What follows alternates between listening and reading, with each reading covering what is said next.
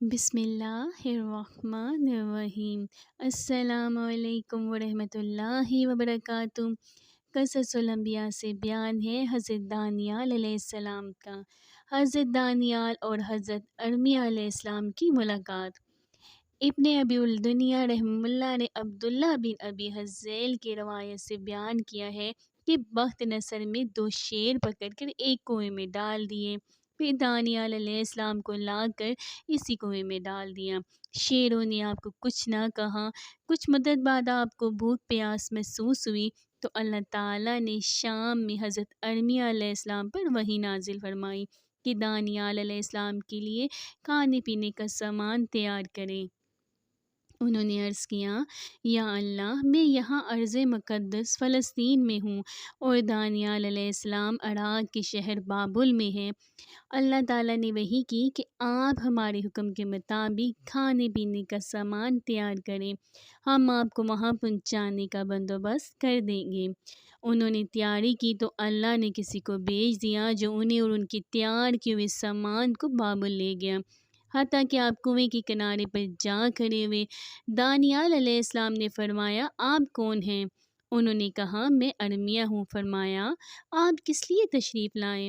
انہوں نے فرمایا، مجھے آپ کے رب نے آپ کے پاس بھیجا ہے۔ انہوں نے فرمایا، میرے رب نے میرا نام لیا ہے؟ فرمایا، ہاں۔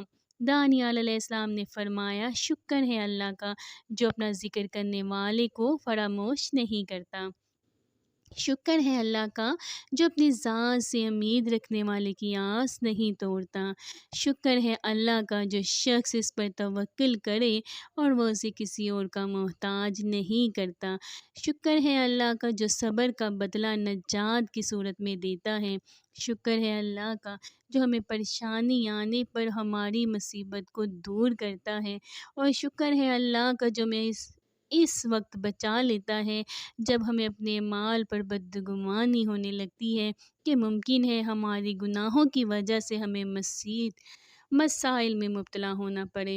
شکر ہے اللہ کا جو اس وقت ہماری امید کا مرکز بن جاتا ہے جب ہماری کوئی تدبیر کارگر نہیں رہتی۔ حضرت ابو العالیہ رحمہ اللہ سے روایت ہے، انہوں نے فرمایا، جب ہم نے تستر کا شہر فتح کیا تو ہمیں ہرمزان کے خزانے میں ایک پلنگ ملا، اس پر ایک میت تھی، اس کے سرہانے کی طرف ایک تحریر پڑی تھی۔ ہم نے وہ تحریر اٹھائی اور حضرت عمر بن خطاب رضی اللہ عنہ کی خدمت میں لے گئے۔ آپ نے حضرت کعب رضی اللہ عنہ کو بلایا، انہوں نے اس کا عربی ترجمہ لکھ دیا۔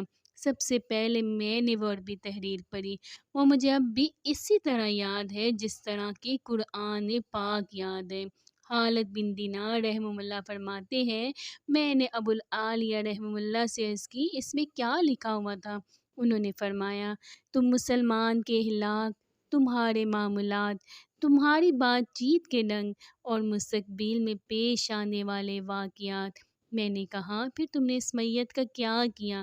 فرمایا، ہم نے دن کے وقت مختلف مقامات پر 13 قبریں کھودیں، رات کو کسی ایک قبر میں دفن کر کے سب کو برابر کر دیا تاکہ ان لوگوں کو معلوم نہ ہو اور وہ قبر کھود کر ان کی میت نہ نکال لیں۔ میں نے کہا، وہ اس میت سے کیا امید رکھتے تھے؟ فرمایا، جب بارش نہیں ہوتی تھی تو وہ آپ کی چارپائی کھلے میدان میں رکھ دیتے تھے، تب بارش ہو جایا کرتی تھی۔ میں نے کہا، آپ کے خیال میں یہ کون صاحب تھے؟ فرمایا، ان صاحب کا نام دانیال تھا۔ میں نے کہا، انہیں فوت ہوئے کتنا عرصہ ہو گیا تھا؟ فرمایا، 300 سال۔ میں نے کہا، ان کے جسم میں کوئی تبدیلی نہیں آئی؟ فرمایا، نہیں، بس گدی کے چند بال جھڑ گئے تھے۔ نبیوں کے جسم مٹی میں بسیدہ نہیں ہوتے، نہ انہیں درندے کھاتے ہیں۔ سبحان اللہ۔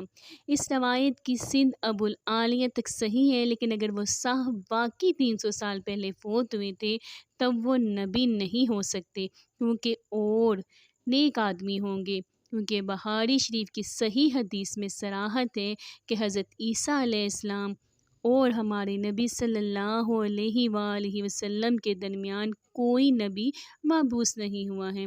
ان دونوں انبیاء کرام علیہ السلام کی درمیانی مدت 600 سال ہے۔ اگر وہ میت واقعی دانیال علیہ السلام کی تھی تو ان کی وفات 300 سال پہلے نہیں ہوئی بلکہ 800 سال پہلے ہوئی ہوگی، ورنہ کوئی ولی ہوگا۔ ایسے اس کا دانیال علیہ السلام کی میت ہونا ہی قرین قیاس معلوم ہوتا ہے، کیونکہ دانیال علیہ السلام کو اہل فارس کے بادشاہ نے گرفتار کر لیا تھا اور انہوں نے اس کے پاس ہی قید کے ایام گزارے۔ حضرت عبداللہ بن ابی الزنا و رحمہ اپنے والد سے روایت کرتے ہیں کہ انہوں نے ابو موسیٰ اشعری رضی اللہ عنہ کے بیٹے ابو بردہ رحمہ اللہ کے ہاتھ میں ایک انگوٹھی دیکھی جس پر 2 شیروں کی تصویر بنی ہوئی تھی۔ ان کے درمیان ایک آدمی تھا اور شیر اسے چاٹ رہے تھے۔ ابو بردہ رحمہ اللہ نے فرمایا، یہ شخص کی انگوٹھی ہے جس کے بارے میں اس شہر کے لوگ کہتے ہیں کہ وہ دانیال علیہ السلام ہے۔ جس دن انہیں دفن کیا گیا یہ انگوٹھی حضرت ابو موسیٰ رضی اللہ عنہ نے لے لی تھی۔ پھر شہر کے علماء سے اس پر کندہ تصویر کے بارے میں دریافت کیا۔ انہوں نے کہا کہ حضرت دانیال علیہ السلام جس پادشاہ کے ملک میں تھے اسے نجومیوں نے بتایا تھا کہ ایک لڑکا پیدا ہونے والا ہے جس کی وجہ سے تیری حکومت ختم ہو جائے گی۔ بادشاہ نے قسم کھائی کہ آج رات پیدا ہونے والے ہر لڑکے کو قتل کر دیا جائے گا۔ البتہ انہوں نے دانیال علیہ السلام کو شیر کی کچھار میں پھینک دیا۔ آپ کی والدہ نے جا کر دیکھا تو شیر اور شیرنی آپ کو پیار سے چاٹ رہے تھے اور آپ کو کوئی نقصان نہیں پہنچایا تھا۔ شہر کے علماء نے بتایا کہ دانیال علیہ السلام نے اپنی انگوٹھی میں اپنی اور شیروں کی تصویر بنائی تھی تاکہ آپ کو اللہ کا یہ احسان ہمیشہ یاد رہے۔ بیت المقدس کی دوبارہ آباد کاری اور نبی کا 100 سال بعد زندہ ہونا۔ ارشاد باری تعالیٰ ہے، ترجمہ: یا اس شخص کی مانند کہ جس کا گزر اس بستی پر ہوا جو چھت کے بل اوندھی پڑی ہوئی تھی۔ اس نے کہا کہ اللہ اس کے باشندوں کو مرنے کے بعد کیسے زندہ کرے گا؟ تو اللہ نے اس کی روح قبض کر لی اور 100 برس تک اس کو مردہ رکھا، پھر اس کو زندہ کر کے اٹھایا اور پوچھا تم کتنا عرصہ مرے رہے ہو؟ تو اس نے جواب دیا کہ 1 دن یا اس سے بھی کم۔ اللہ پاک نے فرمایا نہیں بلکہ 100 برس مرے رہے ہو، اور اپنے کھانے پینے کی چیزوں کو دیکھو کہ اتنی مدت میں بالکل سری بسی نہیں، اور اپنے گدھے کو بھی دیکھو جب مرا پڑا ہے۔ غرض ان باتوں سے یہ ہے کہ ہم تم لوگوں کے لیے اپنی قدرت کی نشانی بنائیں، اور ہاں گدھے کی ہڈیوں کو دیکھو ہم ان کو کیسے جوڑتے ہیں اور ان پر کس طرح گوشت پوست چڑھاتے ہیں۔ جب یہ واقعات اس کے مشاہدے میں آئے تو بول اٹھا کہ میں یقین کرتا ہوں کہ اللہ ہر چیز پر قادر ہے۔ حشام بن کلبی کہتے ہیں کہ اللہ تعالیٰ نے ارمیہ علیہ السلام کو وحی فرمائی کہ میں بیت المقدس کو آباد کرنے والا ہوں، آپ وہاں جا کر رہیں۔ آپ وہاں تشریف لے گئے تو ویران کھنڈر تھا۔ آپ نے دل میں کہا سبحان اللہ، اللہ نے مجھے اس شہر میں رہنے کا حکم دیا ہے اور فرمایا ہے کہ یہ آباد ہوگا، لیکن اسے اللہ تعالیٰ کب آباد فرمائے گا اور کب اس مردہ شہر کو نئی زندگی عطا فرمائے گا؟ پھر آپ وہاں لیٹ کر سو گئے۔ آپ کے ساتھ آپ کا گدھا تھا اور ٹوکری میں کھانا رکھا ہوا تھا۔ آپ 70 سال سوئے رہے حتیٰ کہ بخت نصر مر گیا اور اس کے اوپر حکمران لہراسب بھی مر گیا اور اس نے 120 سال حکومت کی تھی۔ اس کے بعد اس کا بیٹا بختیاسب بادشاہ ہوا۔ بخت نصر اس کے دور حکومت میں مرا۔ اسے شام کے ملک کے بارے میں اطلاع ملی کہ وہ ویران ہو چکا ہے اور فلسطین کے علاقے میں درندے بکثرت ہیں، کوئی انسان باقی نہیں رہا۔ اس نے بابل میں بنی اسرائیل سے کہہ دیا کہ جو شام جانا چاہتا ہے چلا جائے۔ اس نے بنی اسرائیل کے ہی ایک شخص کو ان کا سردار مقرر کر دیا اور اسے بیت المقدس تعمیر کرنے کا حکم دیا۔ وہ سب وہاں جا کر آباد ہو گئے۔ اللہ تعالیٰ نے ارمیہ علیہ السلام کی آنکھیں کھولی اور آپ نے شہر کو آباد ہوتے دیکھ لیا۔ آپ کی یہ نیند 100 سال طویل تھی۔ جب آپ جاگے تو آپ کو یوں محسوس ہوا کہ آپ دن کا کچھ حصہ سوئے رہے۔ سونے سے پہلے آپ نے شہر کو ویران دیکھا تھا، جاگے تو آباد نظر آیا۔ تب انہوں نے فرمایا اعلم ان اللہ علی کل شیء قدیر، میں جانتا ہوں کہ اللہ تعالیٰ ہر چیز پر قادر ہے۔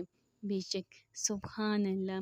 بنی اسرائیل وہاں آرام و سکون سے رہتے رہے حتیٰ کہ طائف الملوکی کے دور میں ان پر رومی غالب آ گئے۔ پھر عیسائیوں کے غلبہ کے بعد یہودیوں کی کوئی حکومت اور سلطنت نہ رہی۔ تفصیل ابن جریر رحمہ اللہ نے تاریخ میں بیان کی ہے کہ ابن جریر رحمہ اللہ فرماتے ہیں لہراسی بہت انصاف پسند بادشاہ تھا۔ سب حکمران اور فوجی افسر اس کی بات مانتے تھے۔ شہر آباد کرنے اور نہریں بنانے میں بہت دنائی سے کام لیتا تھا۔ 16 سال سے زیادہ مدت کے بعد وہ ملک کا انتظار کرنے کے قابل نہ رہا تو اپنے بیٹے بشتاسب کے حق میں دستبردار ہو گیا۔ اس کے دور حکومت میں مجوسی مذہب شروع ہوا۔ وہ اس طرح کہ ایک آدمی ارمیہ علیہ السلام کے ساتھ کچھ عرصہ رہا، اس کا نام زرتشت تھا۔ کسی وجہ سے ارمیہ علیہ السلام اس سے ناراض ہو گئے اور اسے بد دعا دی۔ زرتشت کو برص کی بیماری لگ گئی اور وہ آذربائیجان کے علاقے میں چلا گیا۔ وہاں وہ بشتاسب کا درباری بن گیا اور اسے خود ساختہ مجوسی مذہب کی طرف بلایا۔ بادشاہ نے خود بھی یہ مذہب قبول کر لیا اور عوام کو بھی اسے قبول کرنے پر مجبور کیا اور بہت سے لوگوں کو قتل بھی کیا۔ بشتاسب کے بعد اس کا بیٹا بہمن بادشاہ ہوا۔ وہ ایران کا مشہور بادشاہ اور بہادر آدمی تھا۔ الغرض ابن جریر رحمہ اللہ کا یہ قول ہے کہ اس شہر بیت المقدس کے پاس سے گزرنے والے حضرت ارمیہ علیہ السلام تھے۔ معتدد علماء نے بھی یہی قول اختیار کیا ہے۔ مذکورہ بالا تفصیل سے بھی یہی بات ثابت ہوتی ہے۔ تاہم متعدد بہت سارے صحابہ کرام و تابعین علیہ السلام کا قول ہے کہ یہ واقعہ عزیر علیہ السلام کو پیش آیا تھا۔ علماء کے ہاں یہ قول زیادہ مشہور ہے، واللہ تعالی عالم۔ اگر آپ کو میری ویڈیو اچھی لگے تو پلیز آپ اس کو لائک اور سبسکرائب کریں، اور دعا ہے میری یوٹیوب فیملی کے لیے کہ وہ ہمیشہ سدا خوش رہیں، آباد رہیں، ہنستے مسکراتے رہیں۔ اللہ آپ کے دلوں میں ہمیشہ ایمان کی دولت قائم رکھے، دائم رکھے، آمین ثم آمین یا رب العالمین۔